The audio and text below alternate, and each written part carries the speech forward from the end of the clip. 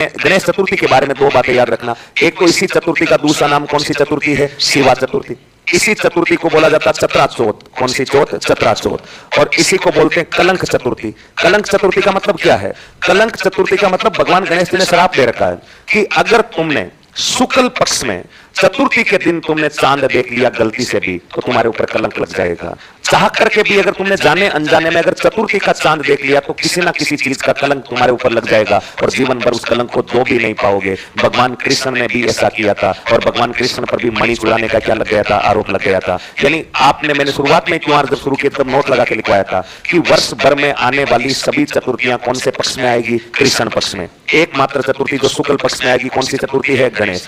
क्यों आएगी? क्योंकि जितने भी चौथ के व्रत होते हैं, जैसे करवा चौथ है या कोई और चौथ है, चौथ के व्रतों का संबंध बताओ किससे होता है? चांद से। महिलाएं जब चौथ रखती है तो शाम को चंद्रमा के दर्शन करके फिर भोजन वगैरह करती है। और गणेश भगवान ने यह श्राप दे रखा है कि शुक्ल पक्ष में अगर तुमने कोई चांद देख लिया तो फिर तुम्हारे ऊपर कलंक लग जाएगा। इसलिए एक भी चतुर्थी शुक्ल पक्ष में आती नहीं है। सारी चतुर्थियां किस पक्ष में आएगी? कृष्ण। क्योंकि शुक्ल में चांद देखोगे तो चोरी का आरोप लग जाएगा। ऐसा क्यों हुआ था? चंद्रमा की वजह से ही हुआ था। भगवान कहते हैं कि पुराने टाइम में भगवान गणेश जी का हैप्पी बर्थडे था और हैप्पी बर्थडे पर सारे लोगों ने गणेश भगवान को विश किया था और सारे भगवान, लेकिन चंद्रमा उस दिन भगवान गणेश जी को विश करना भूल गया था। शाम को 9-10 बजे चंद्रमा को याद आया कि आज भगवान गणेश का हैप्पी बर्थडे था। चंद्रमा शाम को 9-10 बजे भगवान गणेश जी के घर पर आते हैं और घर पर आकर कहते हैं कि हैप्पी बर्थडे गणेश। गणेश जी गुस्से के अंदर थे और गणेश जी ने कहा कि थैंक्स चंद्रमा। गणेश जी चांद को लगा कि यार गणेश जी नाराज है, इसलिए चंद्रमा ने बड़ी मीठी मीठी बातें करना शुरू किया। बोला कि गणेश पूरे दिन क्लास में बिजी था, मोबाइल देख ही नहीं पाया, तेरा बर्थडे था या नहीं था पता ही नहीं लग पाया। गणेश जी ने कहा कोई बात नहीं, तो अब तेरे घर जा। चांद को इस बात से बुरा लगा। चांद ने कहा एक तो इतना बिजी शेड्यूल निकाल करके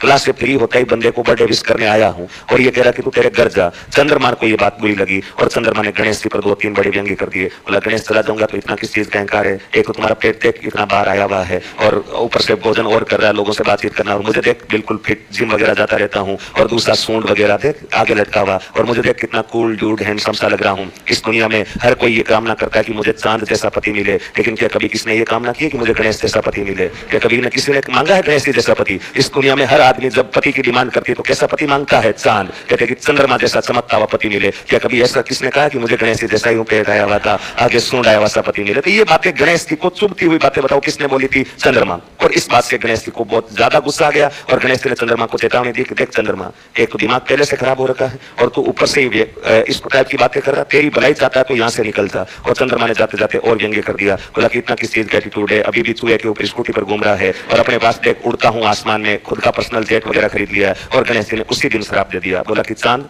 तुझे तेरी पर्सनालिटी पर इतना गुमान है? तू कह रहा कि मैं जिम जाता हूँ, फिट हूँ, तू कह रहा कि मैं हैंडसम हूँ, कूल ड्यूड हूँ, हर आदमी मुझे मांगता है, मेरे पास पर्सनल जेट है। मैं तुझे श्राप देता हूँ कि आज के बाद अगर शुक्ल पक्ष में, जिस पक्ष में मेरा बर्थडे आता है, उस पक्ष में अगर कोई तेरी शकल भी देख ले तो उसके ऊपर चोरी का आरोप लग जाएगा। और किसी की हिम्मत है तो वो देख करके बताते मैं आज ही श्राप देता हूँ। इसलिए शुक्ल पक्ष में कभी भी कोई बंदा चतुर्थी के दिन गणेश जी के श्राप के बाद चंद्रमा का शकल तक नहीं देखता, और शकल देख लेगा तो उस पर चोरी का आरोप लग जाएगा, कलंक लग जाएगा। इसलिए इस चतुर्थी का नाम बताओ क्या हो गया? कलंक। इसीलिए तो साल भर में आने वाली सारी चतुर्थियां कौन से पक्ष में मनाई जाती है? कृष्ण।